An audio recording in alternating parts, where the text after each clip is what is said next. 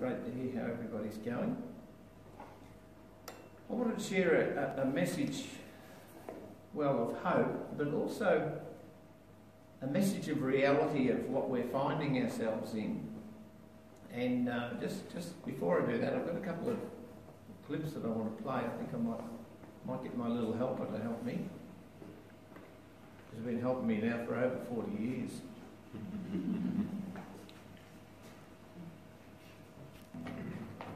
Two things. This is God's country. You know, it doesn't matter what you own or what you have, you've only got it on loan. It's only on loan. One day it'll either be somebody else's and eventually it ends up God's. And I just played those because, once again, we need to be reminded, you know, especially myself. I've been a pastor now most probably 35 years or more now, and you continually need to be reminded that this is God's country. It's not ours. We don't own it. The start of that song says we've got a title to our land, but it's not worth that much. I mean, yeah, sure, somebody else hasn't got it, but it's actually, the country is actually God's. And this morning I wanted to think about, excuse me, quite a few things actually, but I wanted to talk about NQR. Has anybody ever been to Melbourne and you see the NQR stores? Yeah. Who knows what it stands for? Not quite right. Not quite right. I remember someone telling me once they bought a pair of socks there. One was about a size 6 and the other was about a size 8. Just not quite right. But you know, this morning I wanted to read about the two prodigal sons. For years they called it the prodigal son. I call it the two prodigal sons. One was no better than the other. And you can find the story in Luke chapter 15. And in Luke chapter 15 we read about a few things that were lost. Lost sheep. Who's ever been looking for a lost sheep? Last time I found one of my lost ones, a dog had eaten it. Parable of the lost coin. You know, we're always scratching around for that bit of money that we've lost sometimes. But the parable of the lost son. And let's read this. Then Jesus said, a certain man had 2 sons, and the younger of them said to his father, Father, give me the portion of goods that falls to me. So he divided them to them his livelihood. To both of them, that is. And not many days after, the younger son gathered all together, journeyed to a far country, and there wasted his possessions with prodigal living. But when he had spent all, there arose a severe famine in that land, and he began to be in want. Then he went and joined himself to a citizen of that country, and he sent him into the fields to feed swine. And he would gladly have filled his stomach with the pods that the swine ate, and no one gave him anything. But when he came to himself, he said, how many of my father's hired servants have bread enough and to spare, and I perish with hunger? I will arise and go to my father, and will say to him, Father, I've sinned against heaven and before you, and I am no longer worthy to be called your son. Make me like one of your hired servants. And he arose and came to his father, but when he was still a great way off, his father saw him and had compassion, and ran and fell on his neck and kissed him. And the son said to him, Father, I've sinned against heaven and in your sight, and am no longer worthy to be called your son. But the father said to his servant, bring out the best robe and put it on him, and put a ring on his hand and sandals on his feet. And bring the fatted calf here and kill it, and let us eat and be merry. For this my son was dead and is alive again. He was lost and is found. And they began to be merry. Now his older son was in the field, and as he came and drew near to the house, he heard music and dancing. So he called one of the servants and asked what these things meant.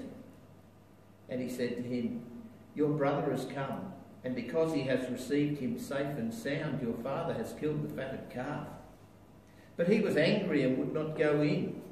Therefore his father came out and pleaded with him.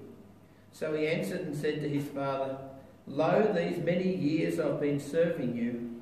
I never transgressed your commandment at any time, and yet you never gave me a young goat, that I might make merry with my friends. But as soon as this son of yours comes, who has devoured your livelihood with harlots, you killed the fatted calf for him?" And he said to him, "Son, you are always with me, and all that I have is yours. It was right that we should make merry and be glad, for your brother was dead and is alive again, and was lost and is found." And just looking at this situation, I find it rather interesting because a number of years ago I was working for a communication company, and I ended up working with a Catholic guy, and we became very good friends. He rang me yesterday because he just wasn't well. For this company, and there was quite a few Christians working for this company, a couple of Mormons, and when Big Rob arrived, he was from right up the top of Queensland, and he'd been a cane farmer, and wonderful guy. I loved him dearly. But the Christians rubbed him up the wrong way when they found out he was a Catholic. They gave him heaps. And this is where I started to think about this NQR, not quite right. But you know, there's so many that are just not quite right. Maybe we might say the Mormons are not quite right. We might say that the JWs are not quite right. There are so many that we will think are not quite right. And what I find is interesting is, if we're not careful, we think like that prodigal son was just not quite right.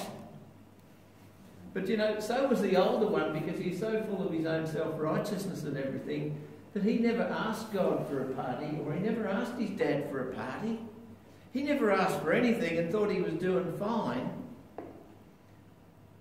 And when his brother, you know, really makes a mess of his life and finds out that the heart of his father was always for them, then you've got a clash. And you know, I remember Big Rob, and they gave him heaps. And I thought to myself, no, I'm going to make a friend out of Big Rob. And anyway, we started to work together, and Big Rob said to me one day, he said, "You know, Steve," he said, "those guys think that I'm not a Christian. And I'm all ears, because I'm working on how can I love this man? How can I befriend this man? How can we build this relationship so as we can go further with what we agree on?" And he says to me, Steve, he laughs one day, and he says, and I'm thinking, this guy's he's a big man anyway, but I'm thinking, he's a bigger man than these other guys. He said, "You know, Steve, I went to a camp years ago," and he said, "I learned then and there that Jesus had to be my saviour, so I asked him into my life." Meanwhile, Rob's not arguing with him, he's just laughing about the fact that they don't understand that he already knows Jesus. But he goes to the Catholic Church and loves God. He then tells me a little bit further that he joined Amway. He said, "I went to Amway," and he said, "I had these Baptist friends." And he said, "You know, Steve, they thought they were going to get me saved. And there came an altar call, and Big Rob said, I'm standing there with these Baptist guys." This is not a criticism of the Baptist guys. Every person is a person, not necessarily from a particular church. Big Rob standing there, and they said, "Would you like a fresh touch from Jesus?" Fresh touch from Jesus. So he turns around and he says to his mates, who've brought him there thinking they're going to get him saved, he says, well, what do you reckon, fellas? We going out for a fresh touch?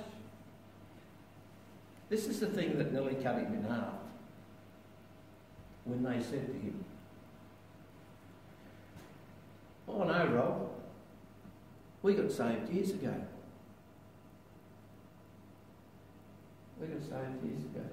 You know, if we're not careful, we miss out on that fresh touch.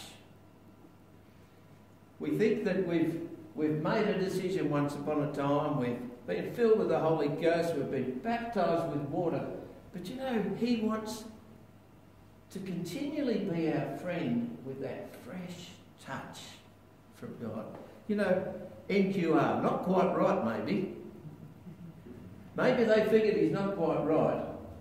But in actual fact, I figure that they're not quite right either, because they've taken the same heart as the prodigal son. But you know, we need to find ourselves in that place where we're always thinking about, where do I get that fresh touch from God? Because he so much wants to touch us. Anyway, I said to Rob, so how'd you go? Mate, I went down there for a fresh touch. I might have felt a bit hurt about the fact that they've got this, you know, they've brought me here so as I can get saved and blah, blah, blah, blah, blah. But he said, I'm going down there for a fresh touch. And I thought to myself, it's very much like the woman at the well. Do you know that? She was a Samaritan woman. Samaritans were like when I say a half-breed, we're not sort of trying to say that in a critical way, but they were Jewish people that had married outside of the Jewish family, and so they sort of called them like a half-caste type. So they weren't accepted as much as a Jew. And so in actual fact, they come up with a few different ideas about how to worship God, and I'm just going to take you into that just a moment. We just enter that story. It's in John chapter 4. John chapter 4. In actual fact, I'll tell you who preached the message on this last week. I think it was the AOG. Can't think of the girl Cox actually preached it. Tanya. Eh? Tanya. Yeah, Tanya. Yeah, Tanya. I'd known Tanya from a few years ago. Actually, I saw her yesterday and told her she did a good job. She was rather pleased. We'll pick it up in verse 16, and we've got Jesus having a dialogue here at the well with this woman. Jesus said to her, "Go call your husband and come here." The woman answered and said, "I have no husband."